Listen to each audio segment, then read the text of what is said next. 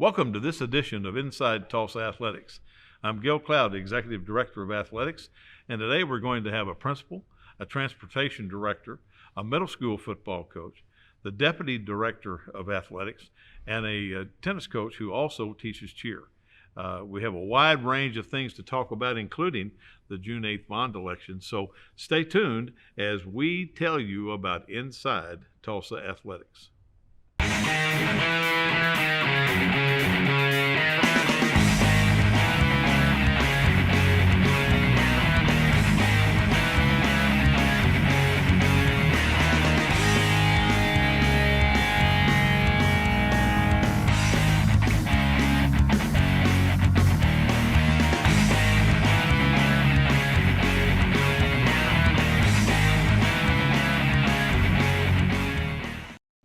Welcome back to Inside Tulsa Athletics, and now we have the head junior high football coach from Edison Middle School, Matt Trosper. Matt, congratulations on a great championship season. Thank you, and thank you for having me on.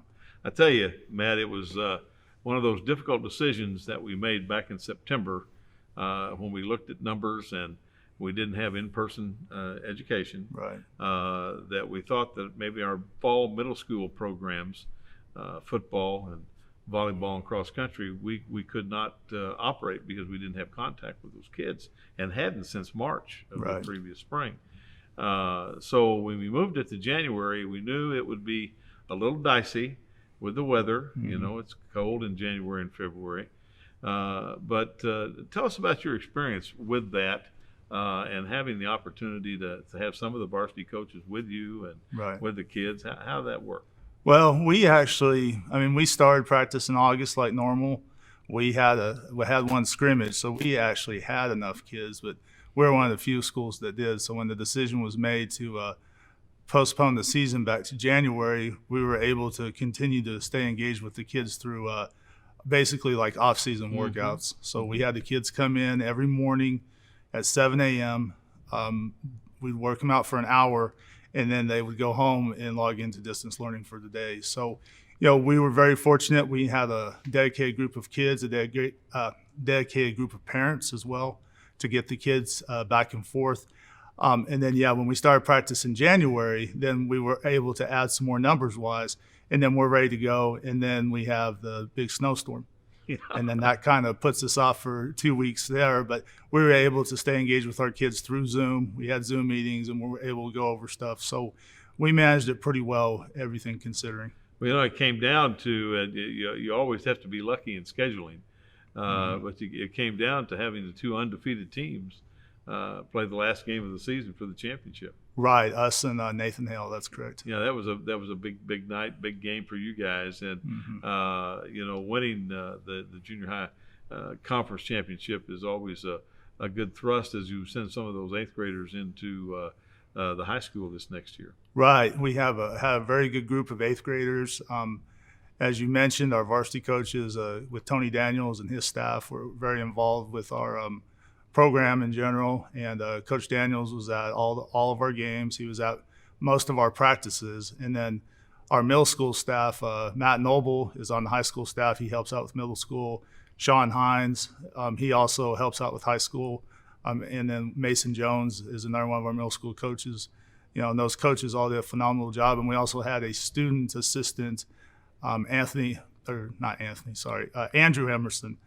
And he's a varsity player who's interested in being a teacher and coach after he gets out of college. So he came down and helped us out as well. So we had plenty of help from the whole staff in general. Well, Matt, you've done a good job over the years. I know I never have to worry about getting the scores because you always send me those scores, and I really appreciate that because sometimes it's hard to get those. Sure. But you guys have done a good job in maintaining that program.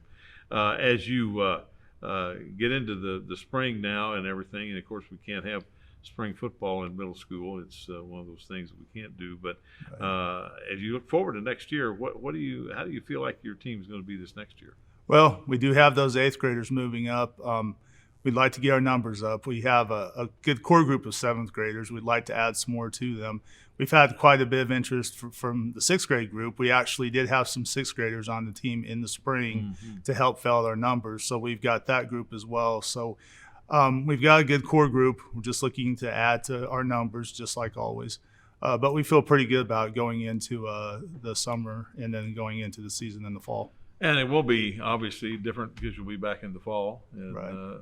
we hope.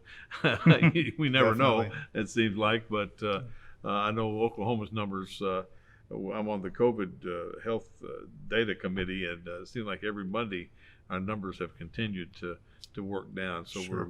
we're proud of that and to have that. What else do you do at Edison? What do you teach? I teach high school government, and I also had a couple of Oklahoma history classes this year. So I've been at Edison for 14 years, and I've coached middle school football for 12 years. I see. Mm-hmm. Yeah. I used to teach government. I enjoyed teaching government.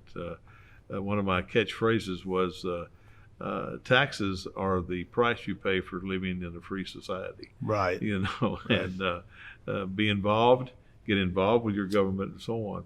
How do you look at coaching at the middle school level? There's so much that you have to do with those kids because some of them have never played when they come to you. How do you bridge that gap?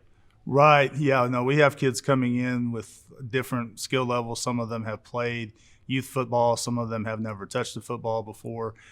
We just definitely try to get them involved, have a role. That's the great thing about football. There's 11 guys out there, and you can find a role for everybody. So we find a role for everyone and have them work on their role and just be a part of the team for sure. And then obviously to get those kids working early. And then obviously with the help of the high school, getting them used to everything that the high school does. So when they get to the high school, they'll be ready for that. So as you went through the season, did you have any idea that you'd end up undefeated with this group? No, I mean, we didn't really know what to expect, obviously, with the pandemic and everything. We were just glad to play, honestly. We were just glad to play games. And, of course, as we got started and, of course, as we went from one game to the next, we knew, as things got going that we were going to have a good team. And then, obviously, we kind of looked at who we were playing at the end. And we went back to August. We had one scrimmage, and that one scrimmage was against Hale. So the same team we scrimmaged in August is the same team we ended up playing that last game in February. Well, it's good to start and finish with that. Yep. Well, was there any point during the season when you said to yourself, we're really good? Yeah. Was there a game that we think was a turning point for your season? Probably maybe the second game. I think the second game we won, I think it was 38-6.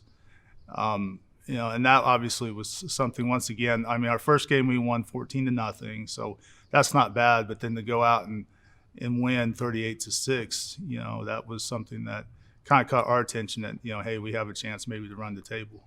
Well, who are a couple of 3 or 4 players that you have you think that might have a chance as a freshman to contribute next year? Our whole 8th grade group was good, so there's several. Cash Bryant he scored the winning touchdown in the game against Hale. We have a couple of really good linemen led by DJ Ross, Coley Alexander, a couple of our skill guys, Jalen Brubaker, Marquelin Davis, a couple other linemen, Robert Stretch, and Frankie Munoz, linebacker. I think they all have an opportunity to go up and contribute on the high school level. Well, that'll be great. That's what the feeder program is supposed to do, is get them ready to play the next week. And, right. So on. Well, Matt, congratulations on a championship. Congratulations on a good career at Edison. You've done a really, really good job, and we appreciate that. Thank you. And hopefully we'll have another championship this next fall. Thank you. I hope so. When we come back, we're going to have Lance Pilstrom, who is the head tennis coach at Memorial High School. He also coaches the cheer team. Which one of these items can be recycled in the city of Tulsa's blue recycling cart? Mini blinds, hanger, plastic bottle. The correct answer is plastic bottle. Plastic bottles and jugs are great for the city of Tulsa's blue recycling cart. But mini blinds and hangers should be thrown away in the gray trash cart. Learn more at tulsarecycles.com. Being an athlete at Nathan Hills means that you have to be consistent outgoing and be dedicated because students at Nathan Hale look up to the football team. Being an athlete at Nathan Hale has taught me to be confident and disciplined and always to be open-minded and always ready to work with people no matter how difficult it is.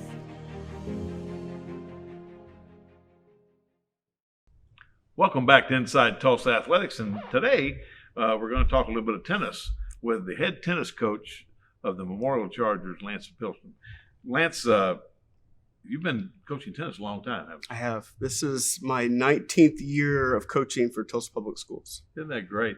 You also coach another sport, right? This year, cheer. Yes. Right. But I have a long history. I've coached softball, swim, basketball,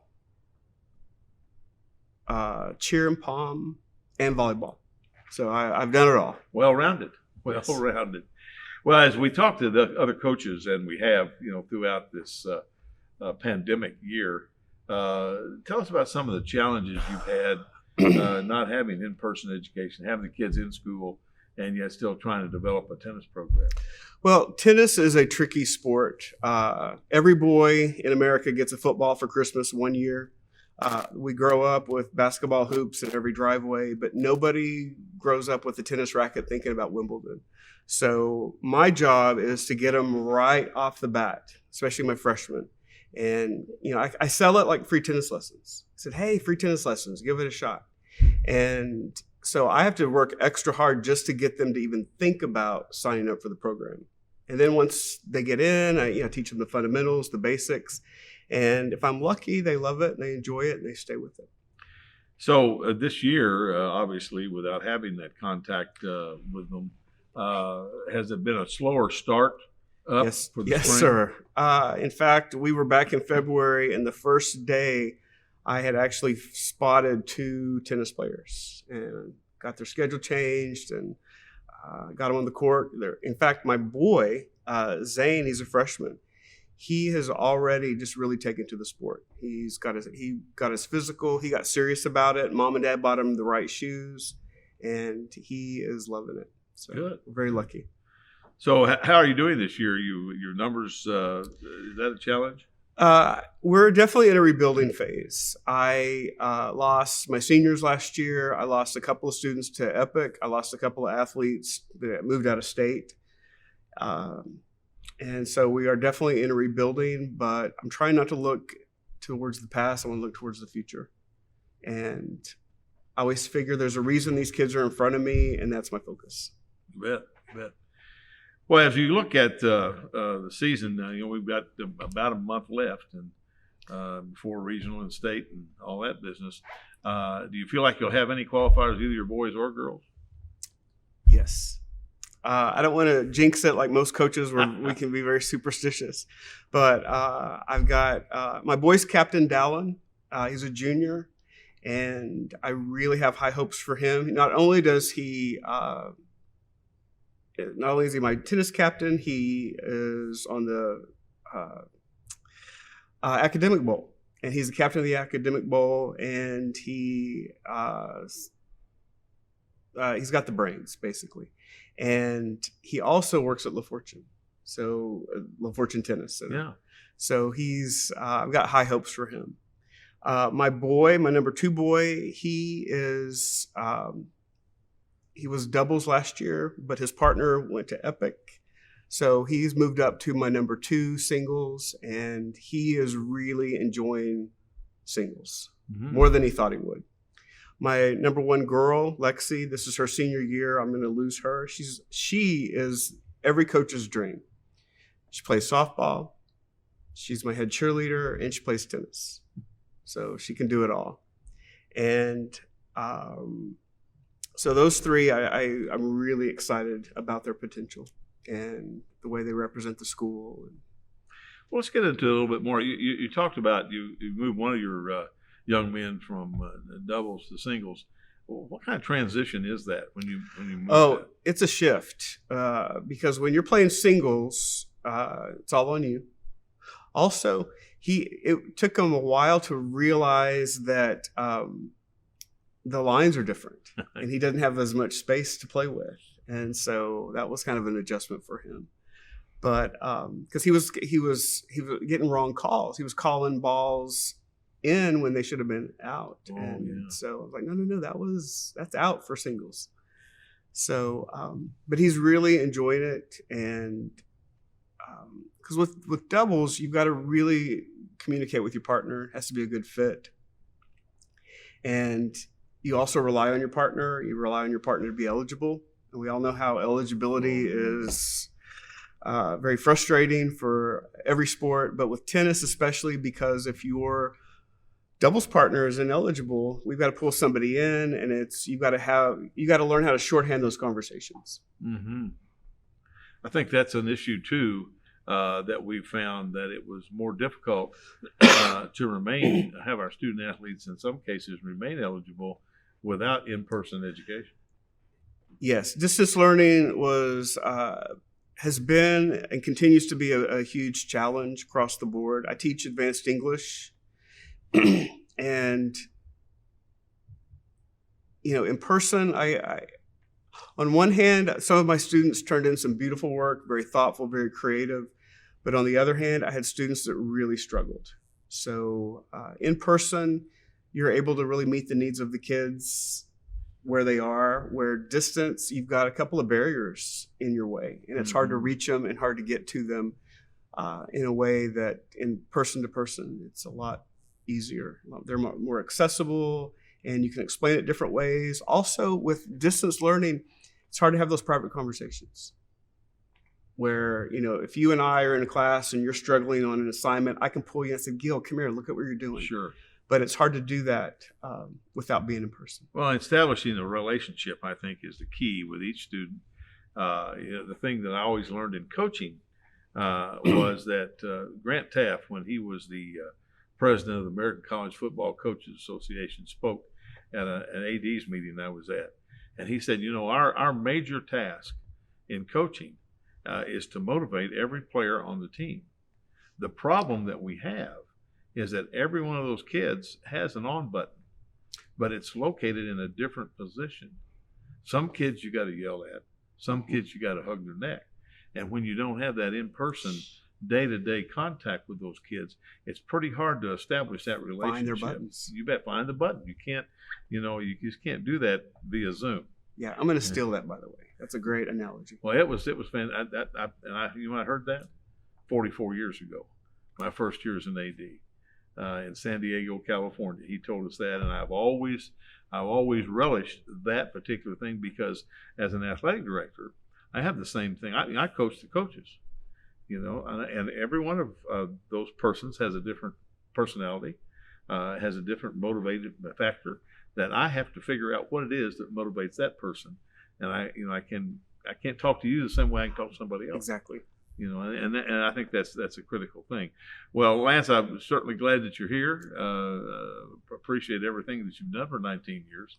That's a long time to be in the barrel. And good luck with the regional, and hope your kids do qualify for state. And when we come back, we're going to have Rob Kaiser, the principal of Monroe Demonstration Academy, tell us about all the great things that are going on at Monroe. Which one of these items can be recycled in the city of Tulsa's blue recycling cart? Glass bottle, string lights, ceramic mug. The correct answer is glass bottle.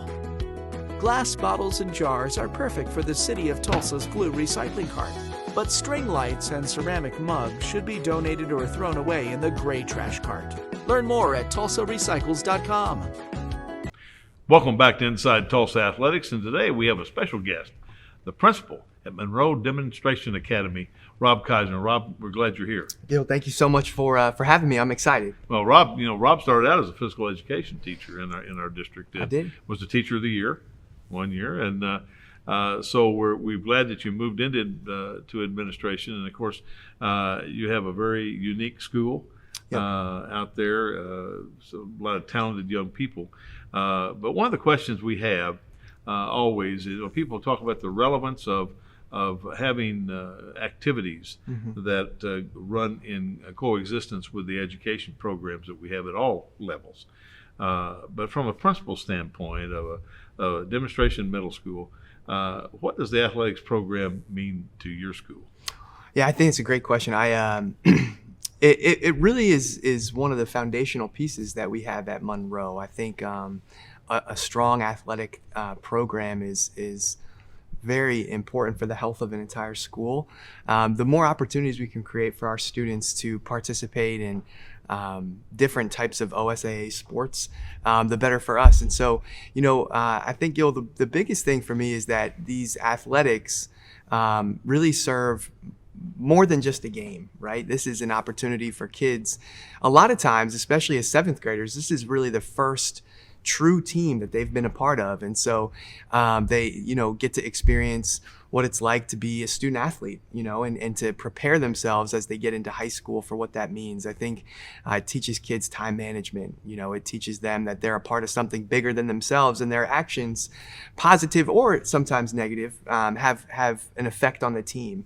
I also think it teaches a lot of our young people great responsibility, leadership skills, and somebody that has played a college sport at the University of Lynchburg for basketball, I know the importance that it is for our kids, especially in middle school, to get involved with something positive, something that can really help take them far in life. And I think it is, for me, with the PE background and coming from athletics, it's something that we pride ourselves at Monroe. We, all of our coaches, all of our head coaches at Monroe are all teachers in our building. And so we really wanted to build that culture at Monroe when I stepped in, that if you're going to be a coach at Monroe, you're going to teach at Monroe, and we're going to be one big, strong team.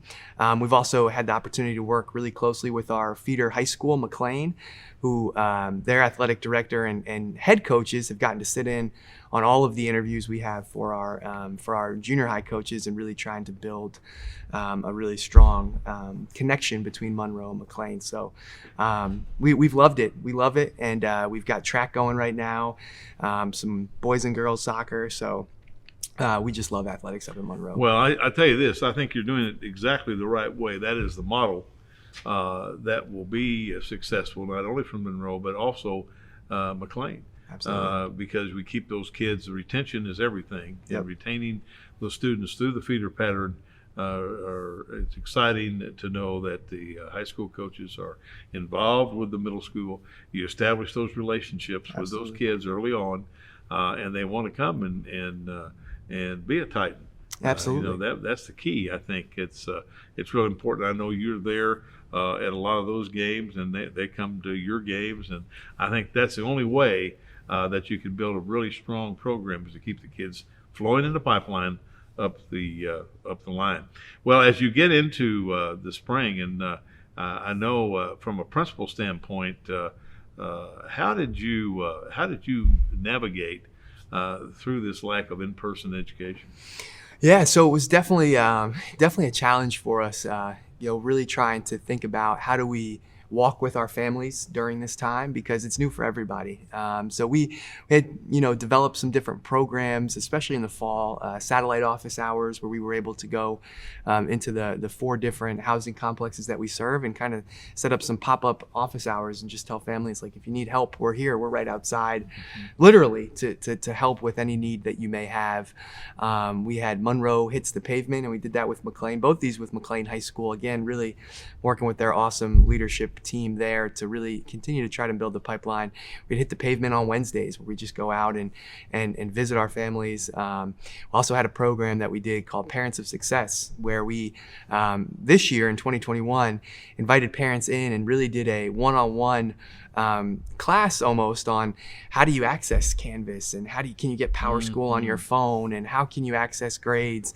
Really try to empower our parents during this time, because there's apps that struggle for me, to figure out, as the principal. And I think for our parents, we really are trying our best to empower them during this time. So those are just to name a few. It was great, though, from an athletic perspective, because even when we were in distance learning, athletics were still going on. And so to get that time to, even if there weren't, fans in the gym, to see kids get to be kids during the pandemic was really was great for us, and especially for me, just to see our kids out there playing, competing, obviously in a safe way, following all CDC guidelines. But that was definitely a highlight of the pandemic. That was our goal, Rob, when this all came down in March of 2020.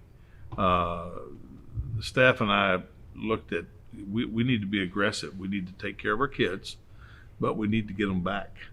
And when we went through that whole period, all the way through May, with very limited contact with coaches and student athletes, one of the things that I rallied for was we got to have off season. We've got to start in the summer again, like we did, for the mental health of our students, for them to be around other students. And one of the biggest issues I think with the online education, virtual education, is that we weren't used to that. Right. Our students did not acclimate to that. They'd always been in class with a teacher and their peers with them, and all of a sudden now they're sitting at home and looking at that screen, and you don't have that relationship. And so it was really important for us to start back in June when we did, with the protocols that were in place. Yep. We had our own summer league in basketball. We had our own summer league in 7-on-7 volleyball. We did our weights and conditioning, and one of our coaches one of our cheer coaches told me that their students didn't like to lift weights, but to be able to come back and lift weights to be with their peers, they were excited to be able to do that. But what do you got plans as you finish up this year? How does it look next year for Monroe? Yeah, we're really excited. We this year was new for everybody. It was different for everybody. Prayerfully, we're going to keep in the direction that we're going, and we're going to, COVID's going to continue to decrease, and really excited to get started and to again bring our athletes back this summer, work up at McLean, work at Monroe, but really get back into the swing of things. And I got to give a shout out to our coaches and our athletic director at Monroe, Connor Johnston, and all of our coaching staff who did a tremendous job, especially during the quarantines and the CDC guidelines, and making sure we kept all of our kids safe, but gave them that chance. So there's been nothing better for me than to go outside in January and see a spring football practice for middle school football. Yeah. But it's been great, and we're just really excited about the next year and what that will mean for our kids. Well, we're looking forward to it, and I'm certainly glad you're with us. And you guys are doing a great job in that feeder system, and I think it'll be dividends on the long. And when we come back, we have a guy who has a very difficult job. Steve Blakley is the Director of Transportation. And if you think you have problems, wait till you hear what Steve has to say. Which one of these items can be recycled in the city of Tulsa's blue recycling cart? Plastic bottle, cooler, laundry basket. The correct answer is plastic bottle. Plastic bottles and jugs are perfect for the city of Tulsa's blue recycling cart. But coolers and laundry baskets should be thrown away in the gray trash cart. Learn more at tulsarecycles.com.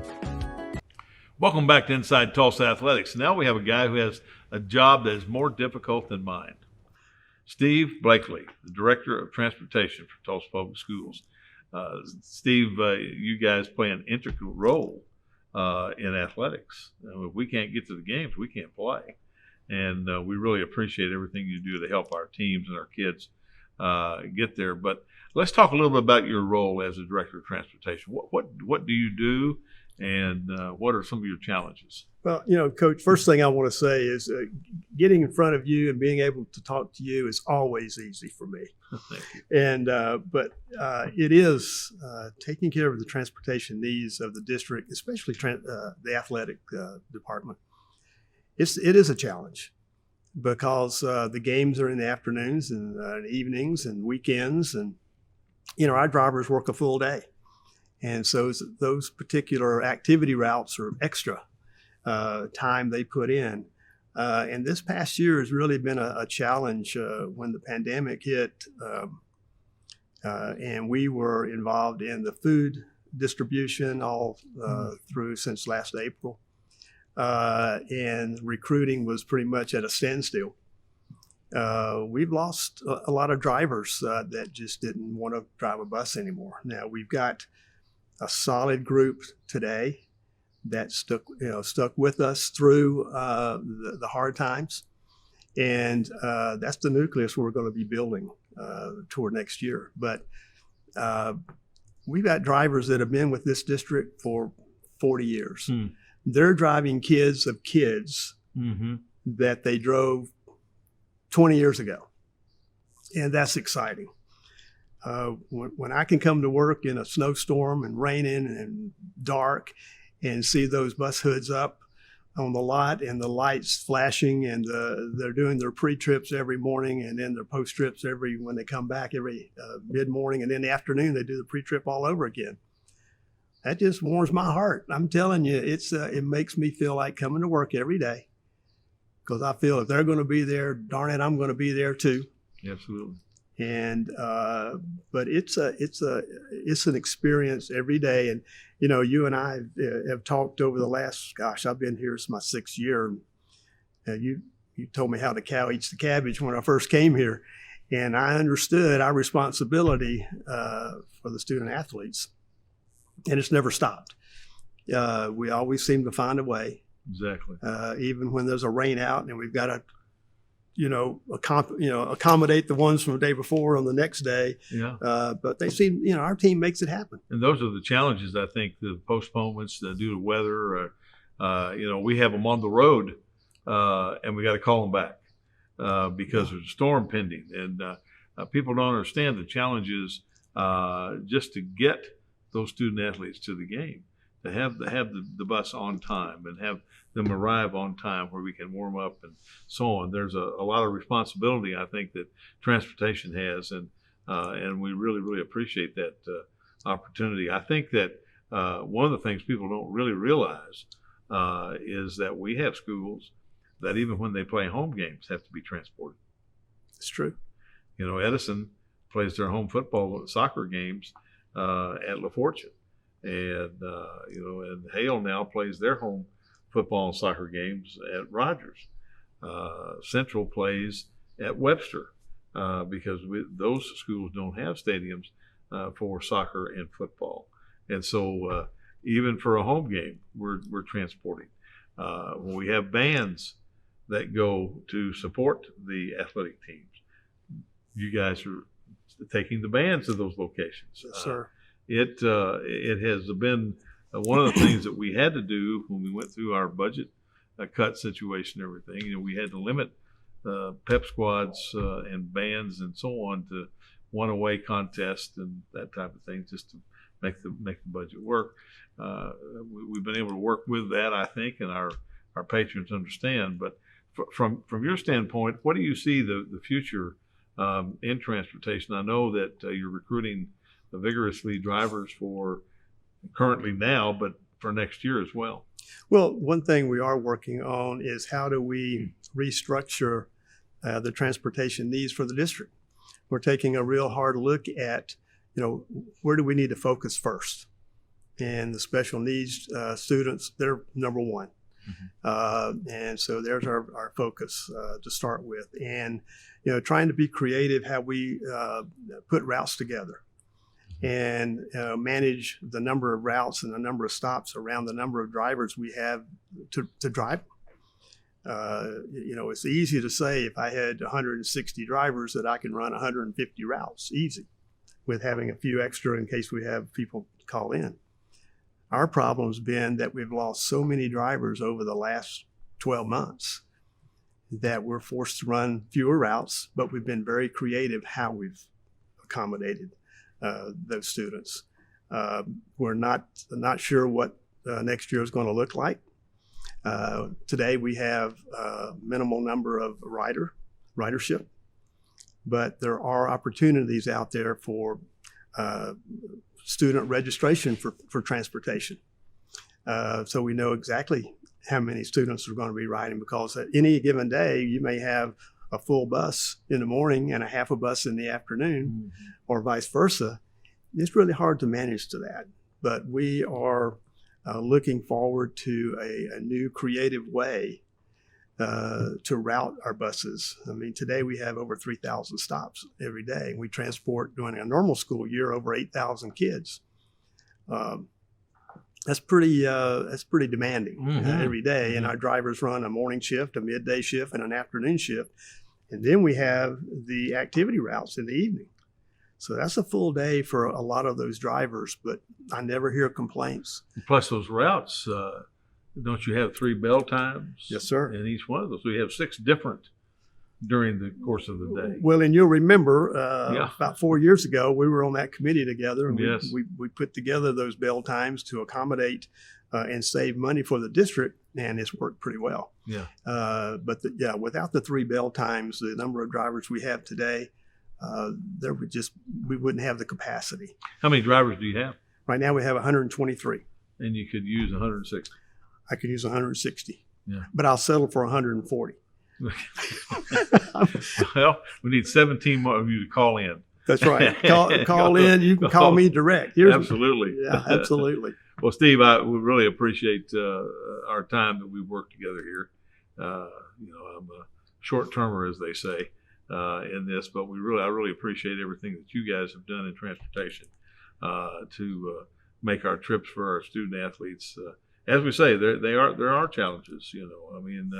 And what has happened because of the size of our schools, we've had to travel many more miles just to play regular district games that were mandatory to play with the OSSA. So you guys have made that work, and we really, really appreciate that. And if you do want to drive a bus, you need to call Steve Blakley at the TPS Transportation Office, and he'll put you to work immediately. Steve, thanks for being here. Thank you, and Coach. thank you for everything over the last 6 years we've worked together. And when we come back, we're going to have Mick Wilson, who is the Deputy Director of Athletics, and we're going to talk about the future of athletics and TPS. Which one of these items can be recycled in the city of Tulsa's blue recycling cart? Air filter, cardboard box, toy car. The correct answer is cardboard box. Paper and cardboard are perfect for the city of Tulsa's blue recycling cart. But air filters and toys should be thrown away in the gray trash cart. Learn more at tulsarecycles.com. Welcome back to Inside Tulsa Athletics. Now we have the Deputy Director of Athletics for the Tulsa Public Schools, Mick Wilson. Mick, welcome to the show. Thanks for having me once again. It's always a You're pleasure kind of a to be regular here. I am. We might as well just I guess we could make this a sitcom or something. Well, if we needed to. we've been together 9 years. It has been comic. It has been setting some during that, so it could be a sitcom. And it's been not so comic a few times as well. It certainly has. It's been quite a deal. But let's go back, because we've talked to our coaches over the last 5 or 6 months about being involved. When you don't have in-person education and everything. Let's tell our viewers a little bit about, from our standpoint, of coming to. We've been back in the office since August 1st. We had kids on campus since the first week in June for off-season programs and summer leagues and so on. Let's talk a little bit about what we did and how we made it through this pandemic. Well, I think the big thing, Gil, was just trying to be there for our coaches and being available when they had questions, being there to help them navigate through the situation. It was never easy. Obviously, first and foremost, you want the safety of all the human beings that we deal with, whether it's coaches. You just talk to Steve Blakley, whether it's bus drivers, whether it's our custodial staff, maintenance staff, and first and foremost, the students and the kids. So you just have to try to make a decision or give people guidance through what's in the best interest of everyone. And safety was always been first. That's what I appreciate about Dr. Gist and Paula Shannon and our administrative team, is that they've really tried to make sure that we're operating in the best interest of safety for all those involved. And I think that's what we tried to do. The next thing was try to maintain as much as you can a normal schedule. Now, I say that it's almost comical in a way, not about the COVID, the pandemic and everything, but to try to maintain normalcy has just been, it's been very tough. But you try to put on, I think back to when we first went through with Summer League last year with basketball and summer league volleyball and things, and you're putting things together and you're looking at other people's procedures, and then you're trying to take that procedure and adopt it and make it fit yours. So I think there was a lot of things going on that you're stealing from other districts and taking ideas. But as we did that, I felt like we were able to make progress. Lots of thanks last summer from our coaches and be able to try to maintain some of the things that we're able to do for the kids. Our summer leagues, I think, were successful in spite of what we went through, and then obviously being creative with football season and being able to get through a lot of games. I think we're really probably one of the more fortunate districts. We were able to get a lot of our games in for 9 high schools and be able to move forward with that. And then getting creative with our junior high sports, being able to move those to now. Currently we just finished junior high football. We're able to get in basketball, track, and things like that are all going forward here in the spring. So it's been really nice. And then looking back to our basketball season, probably not one of our more successful seasons overall that we've had, but you know what? We were able to get the season in, and our kids were able to play and not lose a lot of games. And so it's been a process, Gil, and it's been a process that hopefully we've learned moving forward, and knock on wood, we don't have to deal with something like this again. But if you do, you live through it, you learn.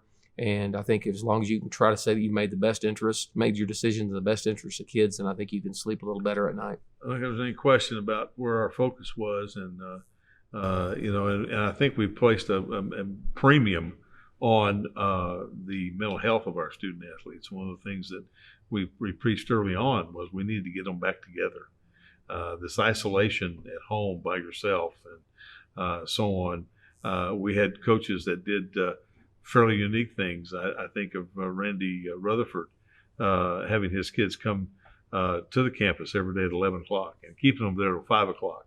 So he knew for 6 hours, that they would not be out running around and maybe getting infected with the virus. And having coaches that care that much about their kids to spend that time, they would spend 2 hours a day in study hall before they would even think about basketball. I think those are some of the things that people don't realize that our coaches do on a day-to-day basis. And it's not get them eligible so they can play in the game. It's to get them eligible so they can graduate from high school. And I think a lot of times we lose focus of that. We look at just the games and the practices and the study halls and the meetings and the staff meetings on the weekends and so on and so forth. People don't think about what sacrifice those coaches and those kids make to be able to participate in athletics. So we've made it till now. We got it through everything, and I think you're right. I think probably the worst decision that I had to make in the 9 years that I was here was eliminating Will Rogers from the state basketball championship. That was one of the toughest decisions. It wasn't tough from the standpoint that whether we should or should not do it. There was no question about what we had to do based on the protocol. It was toughest to be able to inform that team and those coaches and that administration who so looked forward to that. And when you had a team that started out 0-5 and know that they're playing in the state championship series, that was a difficult time. But that's behind us now. We're in the spring. The numbers are low, and like you said, we've missed very few spring activities because of the COVID. So I think that is really a medal of honor for our coaches and our student athletes, because they followed the protocol. They've done what they've been asked to do.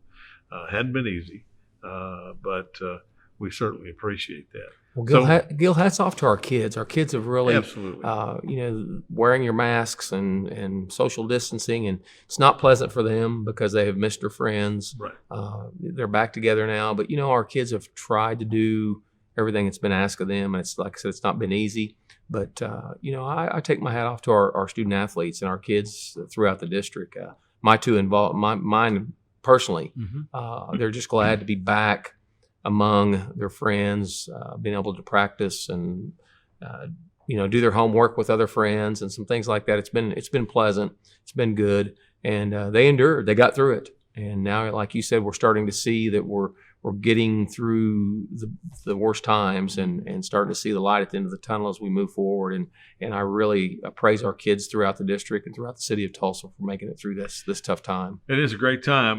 We've got about a month left of spring sports, culminating with the state championships, 14th, 15th of May, in various sports and everything. And then, of course, to finish the year, we'll have spring football. Those 10 days that they can have practices. But then we're looking at having summer league again. And let's talk a little bit about that, some of the opportunities we have. Well, I've been working on some different ideas. We're going to see some different things, I think, here as we move forward and kind of get the all clear for the summertime. Coach Allison called me just this morning talking about summer league. Coach Parrish has called me talking about doing a team camp at Edison. They have a great facility there with 2 gyms, not only with the EPAC, but with cellars. And they can do that in both those gymnasiums. In the same way at we're gym poor at Memorial. We've got more gyms there than we know what to do with. So Bobby's going to put together some leagues for our kids and some for our kids that are now collegiate student athletes. We've got some ideas there. So we're able to serve our kids in the district and throughout the city of Tulsa with some things there. But looking forward to that. Looking forward to our girls being able to get out and participate in more summer leagues again throughout the district. So as we move forward, I think you'll see some exciting times and some real unique opportunities for our kids to be able to participate in basketball. I think that's really great. I think that some people sometimes forget, they look at school facilities and bond issues, which I'll talk about in the next segment, and think that it's a 9-month commitment. Well, with us, it's 12 months. We have those facilities open year round. And for our patrons to have successfully provide those things for us over the years, it makes it really fortunate for our kids. Gil, and also our patrons, I feel like have been very, very patient with us through this. We've had to turn away a lot of people that depend on our facilities, whether it's some of our adult soccer leagues, whether it's a bunch of our AAU track programs. We've had to turn a lot of people away during this, and rightfully so. I mean, we're trying to err on the side of caution and be safe, but they have been very patient with us. We've not, I don't feel like that we've really caused much ill will or caused hard feelings. Everyone's been very patient. Our community's been very patient, and we need to let our folks, our taxpayers, know that we appreciate that. Those guys have been great to work with, and looking forward to reopening our facilities to rentals and those type of things again soon, so that we're able to provide those services to our community. We really are. I think that'll be something that hopefully sometime after June 1st, we're going to be able to reevaluate the use of facilities by outside groups and so on, which is a part of the community. And we certainly want them to be a part of the school community. So, well, Mick, thanks for being here today. Appreciate it. We wrap that up. And when we come back, we're going to talk a little bit about what bond issues have done for the district and what to look forward to in the future. Which one of these items can be recycled in the city of Tulsa's blue recycling cart? Plastic bottle, cooler, laundry basket. The correct answer is plastic bottle. Plastic bottles and jugs are perfect for the city of Tulsa's blue recycling cart. But coolers and laundry baskets should be thrown away in the gray trash cart. Learn more at tulsarecycles.com. Being an athlete at Booker T. Washington has taught me to carry myself with class as an athlete, student, and friend, and to have responsibility on and off the field. Being an athlete at Memorial High School has taught me to be a better person, because when you play sports, attitude is the main thing you have to deal with. Not just your own, but other people's. It also teaches you to be the bigger person.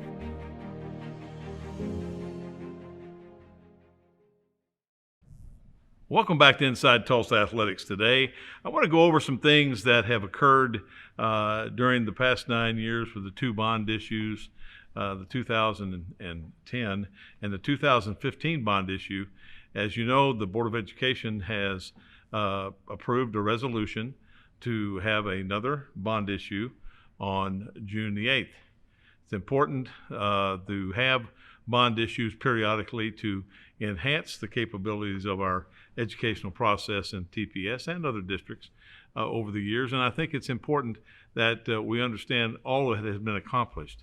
Today, I want to just delve into the athletic area that has been something that has been really, really heartwarming to me to know that the voters in this district have made such a commitment to our student athletes and our patrons who attend those games.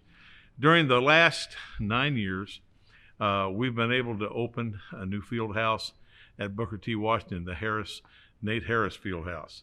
We've opened a new field house gymnasium at Edison, the EPAC. We've opened a new field house at Memorial Veterans Arena, outstanding facility. We've also opened a brand new arena on McLean, the TMAC, the Tulsa McLean Athletic Center. During that period of time, we've also finished this new stadium at Rogers. And we are under construction currently with the stadium at Central and a new field house gymnasium at East Central.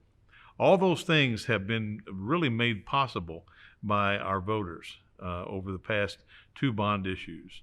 And what a great opportunity for our student athletes and our patrons and our guests who come to Tulsa Public Schools to watch those events. These are state-of-the-art facilities. I can tell you, having traveled all over the country as an intercollegiate athletic director and looking at high school facilities almost in 40 of the 48 states that I traveled in, it's amazing what we're able to provide for our student athletes here in Tulsa, and we really appreciate that from our patrons who have done that. As we look at the future, it's important that we see what we have to do in order to maintain those facilities. We'll be replacing 4 artificial turfs if this bond issue would pass that are at 10 years now. And that's about the lifespan of a artificial turf. You might get 11, 12, but 10 years is a pretty good time. We also will be adding a indoor soccer complex at Nathan Hale High School with also an auxiliary practice gym should the bond issue pass. That is something that would be a great need in our district, as soccer has become one of our major sports. And with inclement weather, that gives us the opportunity to be able to train inside with all of our teams.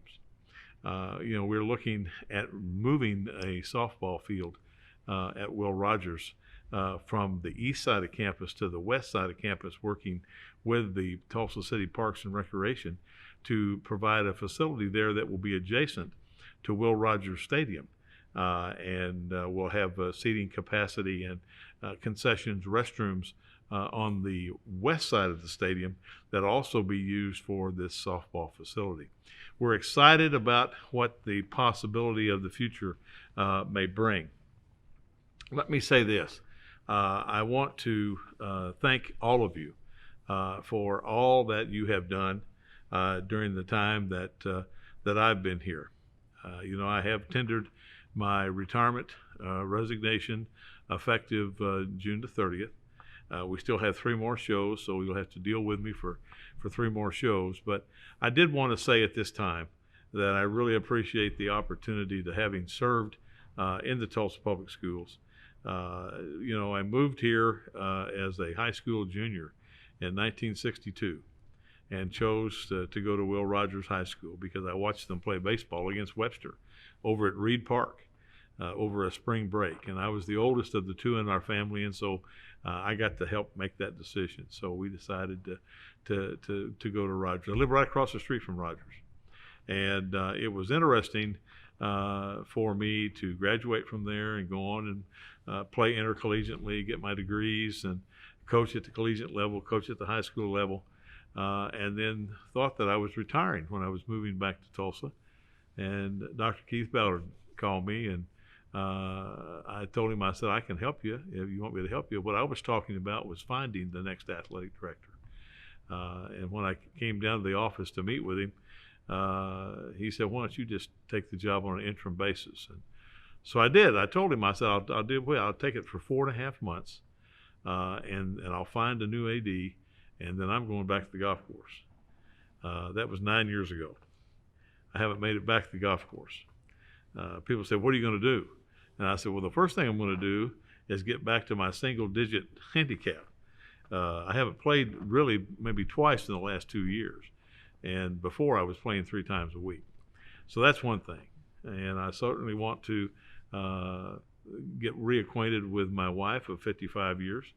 You know, people say, how you stay married 55 years? And I said, well, I've only been home half the time. Because in these jobs, you know, you travel and you go to a lot of games, you do a lot of things. So it's been fun. It's been a great time. It will be a great time through June 30th. And then one of my favorite sayings, if you see me getting smaller, well, I'm leaving. And I will leave thinking that we've done all that we can do for our kids in Tulsa. I feel very humble to have had this position. Some great people have been in this position before. I was fortunate to be able to serve the years that I spent at Union with a guy by the name of Jim Sellers and J.V. Haney and Steve Ballant and all Eddie Dyer and all the Doug Duggar, you know, all those guys that were iconic individuals during that time. Bill, it was an outstanding time. And I learned so much from those folks. So as we morph into the last 3 weeks and the last 4 weeks of spring sports, certainly want to thank all of you for supporting our kids, supporting our coaches, and supporting those former bonds. And remember, there is the bond election on June the 8th. We'll be right back after these messages. Which one of these items can be recycled in the city of Tulsa's blue recycling cart? Mini blinds, hanger, plastic bottle. The correct answer is plastic bottle. Plastic bottles and jugs are great for the city of Tulsa's blue recycling cart. But mini blinds and hangers should be thrown away in the gray trash cart. Learn more at tulsarecycles.com.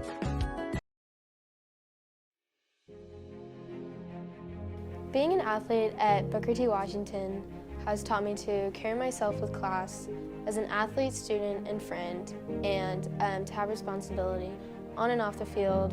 Being an athlete at Memorial High School has taught me to be a better person, because when you play sports, attitude is the main thing you have to deal with. Not just your own, but other people's. It also teaches you to be the bigger person.